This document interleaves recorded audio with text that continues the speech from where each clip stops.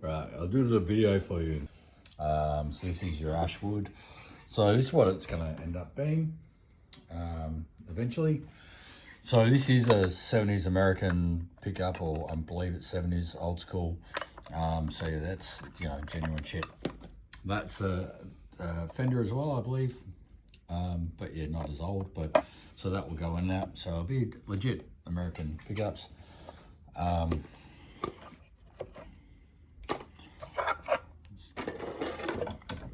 So the route is really weird. So the route does almost fit the black that I've done the black line because I need to hammer into it a little bit more and take a little bit out, but it's a weird route. They've hacked into that. I put a bit of glue back in there just to glue that little piece out.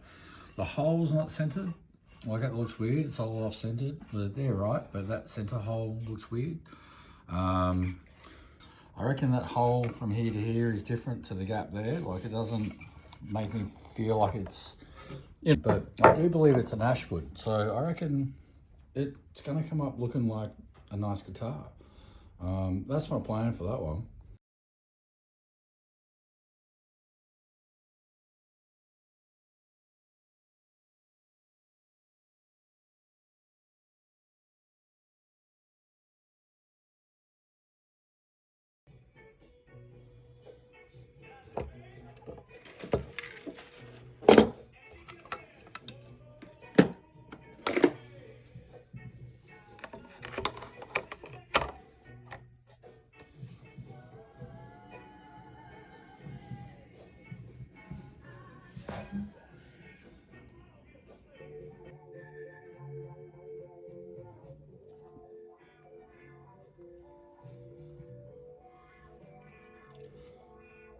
My Nocaster.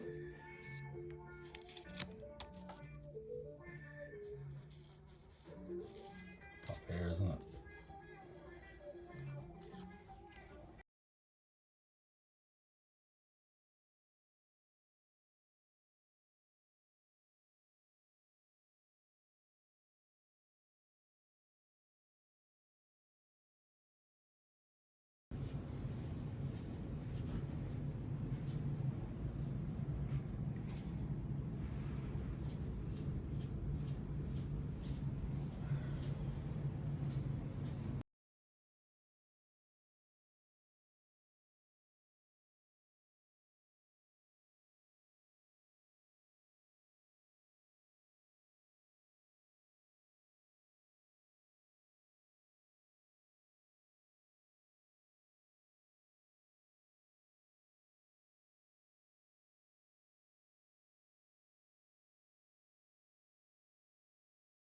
All right, so this is another Telecaster we got here.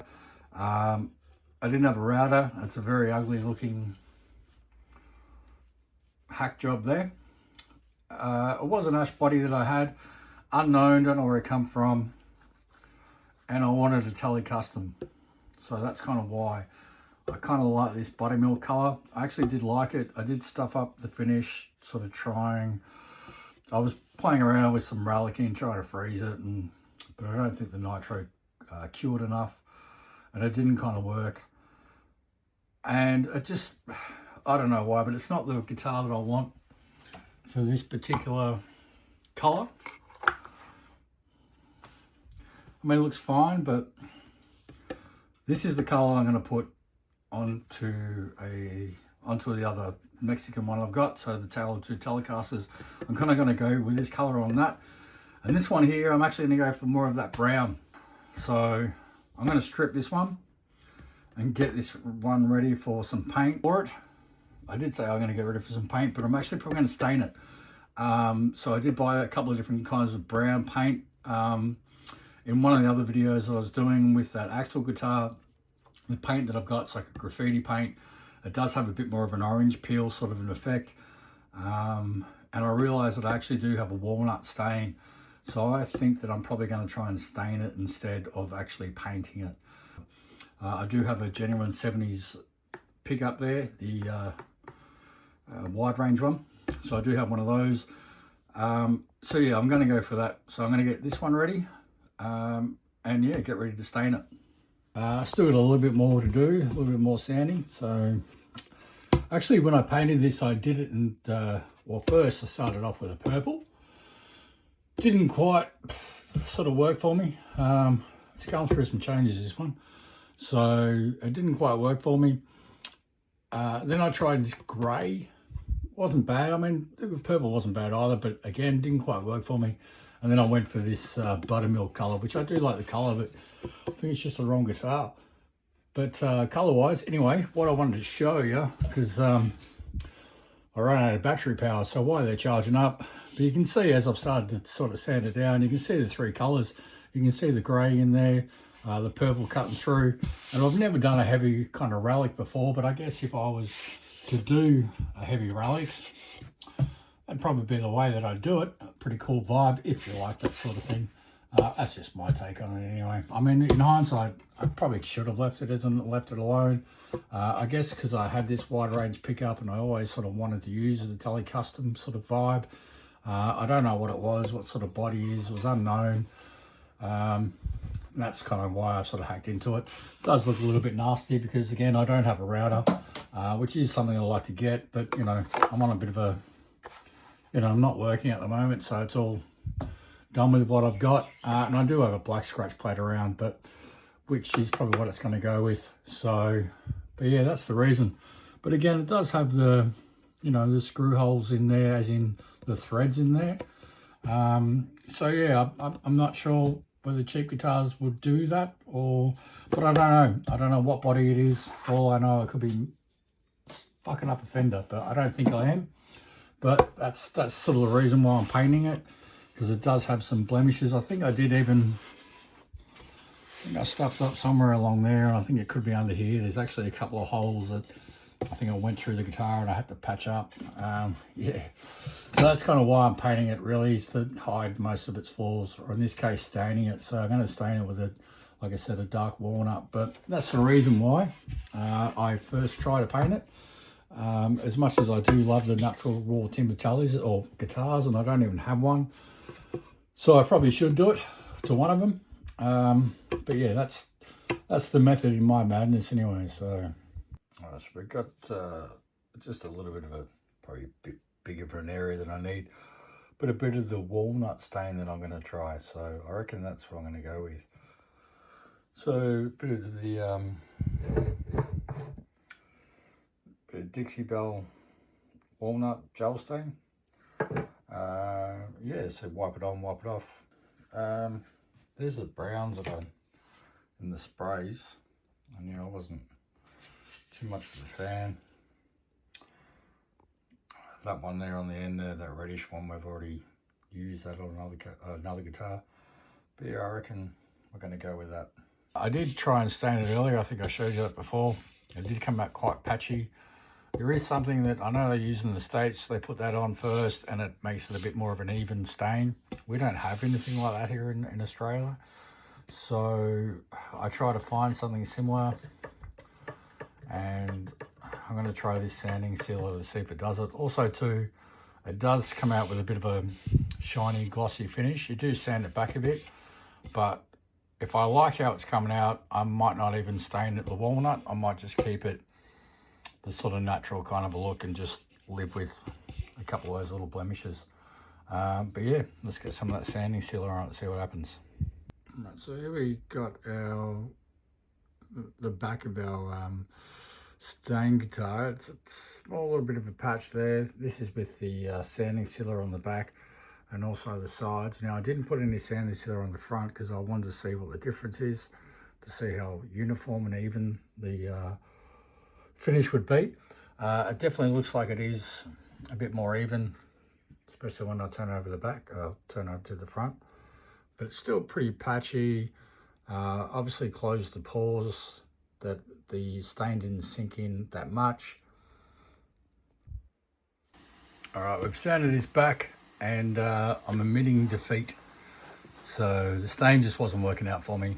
So not quite the brown that I was thinking of. I was thinking of more of a darker chocolate brown, but we had this brown in the fridge that we used to make up our buttermilk. So we're going to go with this because we reckon it might come out all right. It's a bit of an earthy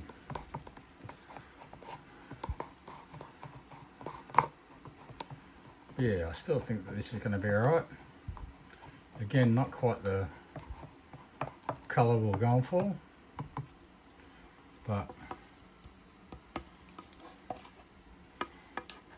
let's see what happens, eh?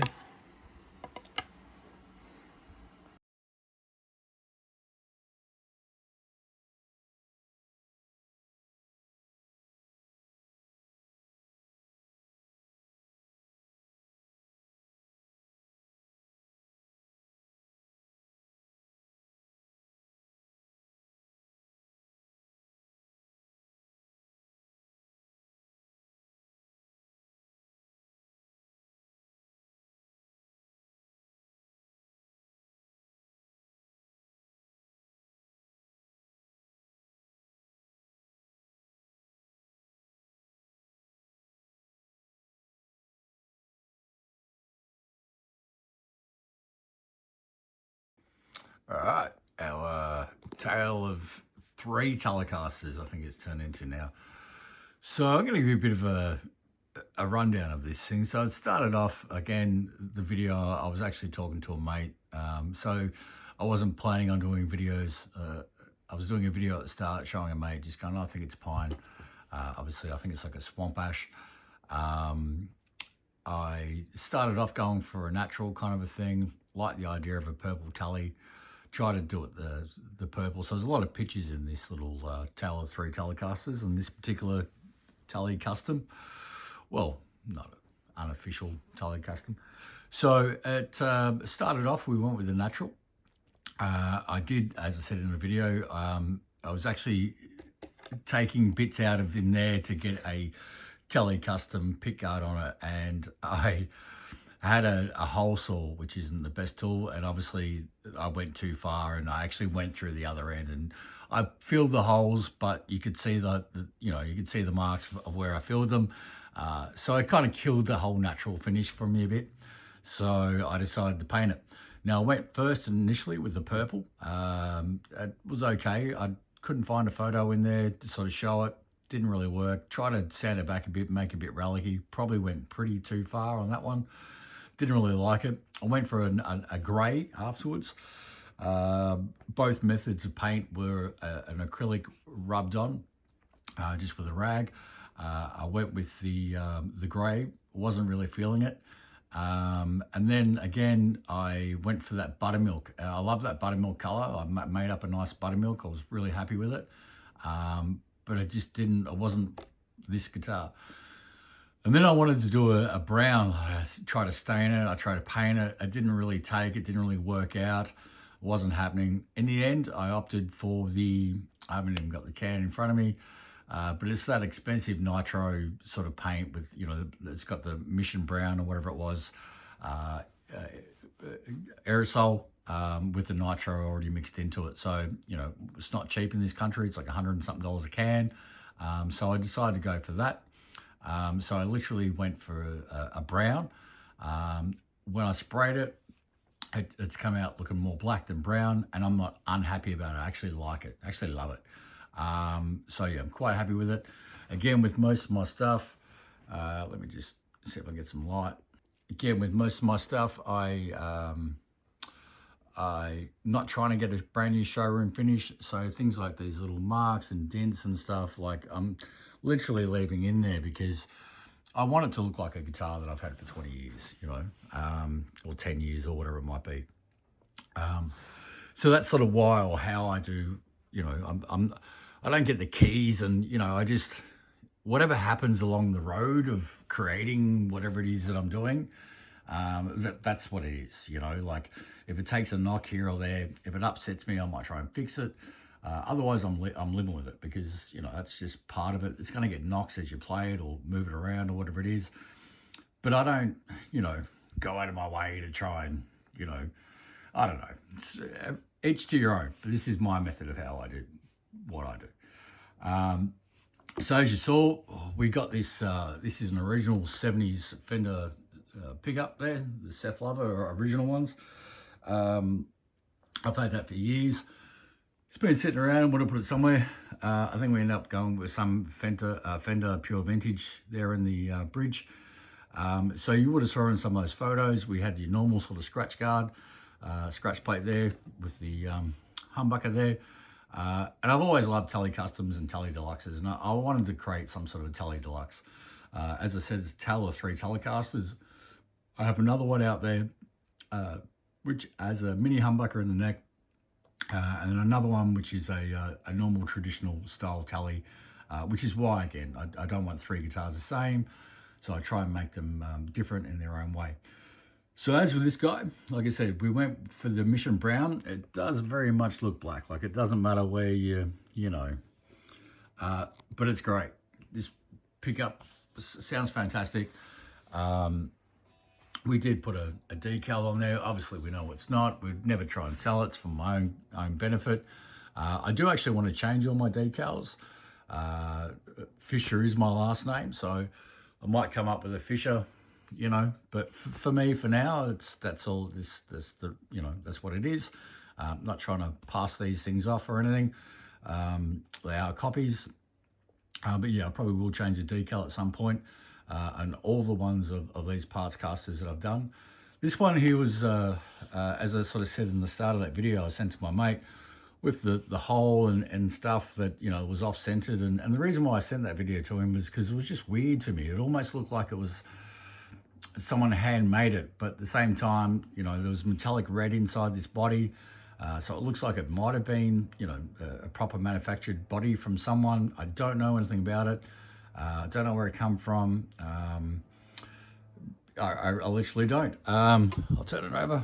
Let's see the back. So we kind of went with the, you know,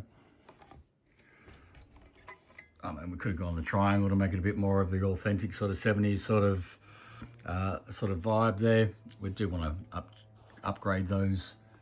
I don't even think I'll put screws in them because they're literally just temporary machine heads for now. But yeah, it plays fantastic. It's great.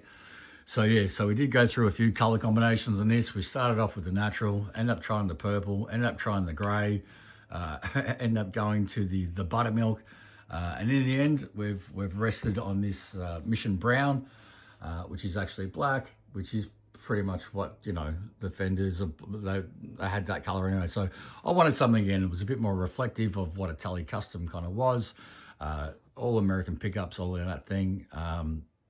Yeah, it's another one. It's a treat. It's a great guitar, plays great, sounds fantastic, and just wanted to give you an overall end sort of video of what we ended up with.